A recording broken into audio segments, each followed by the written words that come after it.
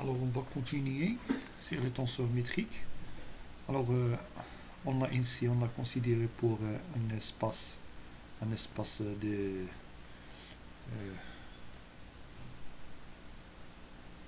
des éléments, un espace vectoriel muni d'une métrique G.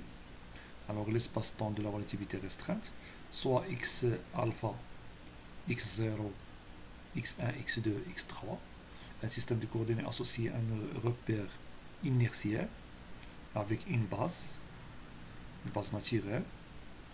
Alors la matrice de G dans cette base n'est autre que la matrice de Minkowski, eta, alpha, bêta.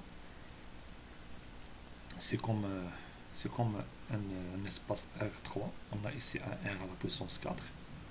Alors si on utilise les coordonnées sphériques, alors on a une transformation de coordonnées. Ici on a x0 est égal à 7t, r, θ et phi, relié à l'espace cartésien. Alors la matrice de passage entre ces deux espaces vers la nouvelle base qui a comme vecteur d rond t, d rond r, d rond θ, d rond phi. Alors se lit sur les formules 13, 16, 17 qu'on a vu.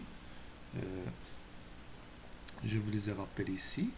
On a le vecteur suivant x alors égal à suivant r,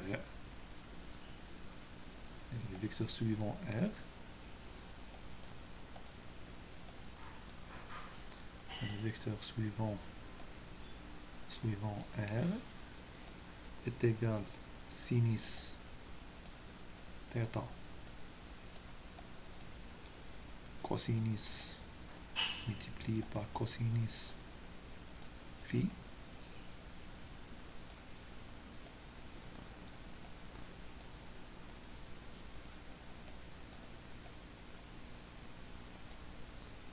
plus sinus θ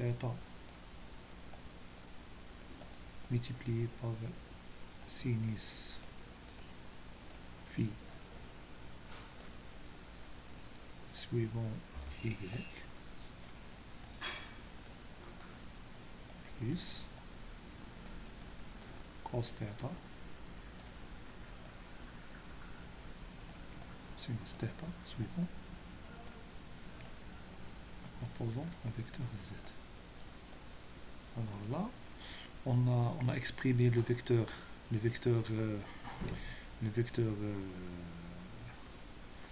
de la base dans les coordonnées sphériques en fonction des vecteurs de la base de l'ancienne base qui est la base cartésienne. Alors après la multiplication, on aura la matrice qui va, ou bien la matrice métrique qui va gouverner le produit scalaire et les distances dans la nouvelle base, qui est la base sphérique. Alors on va obtenir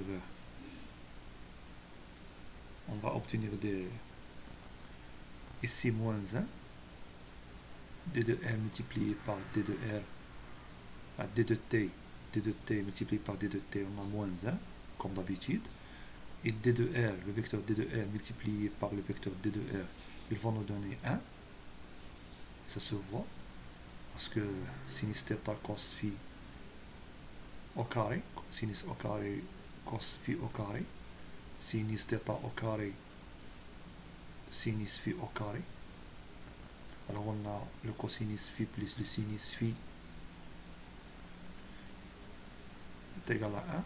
Alors on a sinus θ au carré avec plus cosinus θ au carré, ça fait 1. Alors et d rond de θ multiplié par d rond de θ, il va nous donner r carré.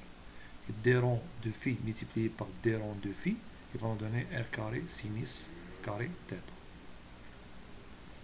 Alors là, on a la matrice métrique qui va gouverner les produits scalaires et les distances dans la base sphérique. On va continuer.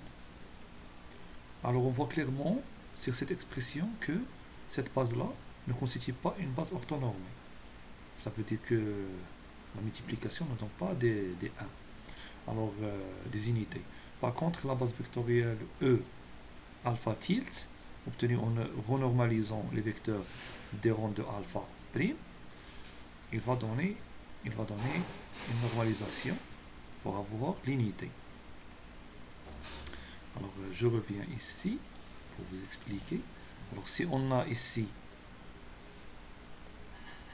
on a introduit que multiplié par 1 sur r carré, 1 sur r, alors 1 sur r fois 1 sur r nous donne 1. Ici 1 sur r sinus θ fois 1 sur sinus θ pour ce vecteur-là, e phi, il va nous donner 1, 1.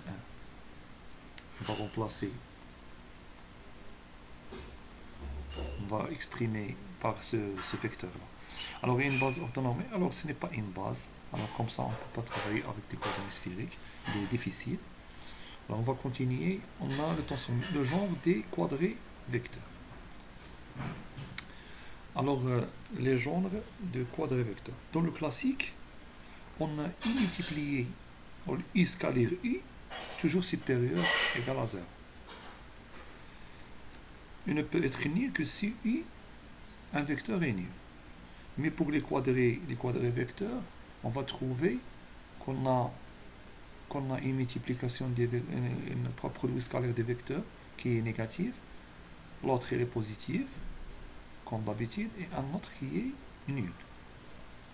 Alors, dans le vocabulaire algébrique linéaire, on appelle isotrope. Alors, on appelle isotrope. Alors, c'est quoi des vecteurs là?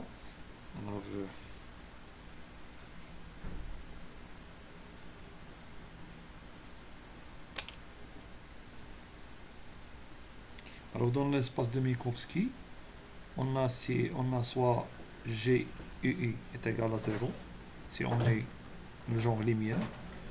G UI est égal à plus 1, si on est de genre espace. G UI est égal à moins 1, si on est de genre temps.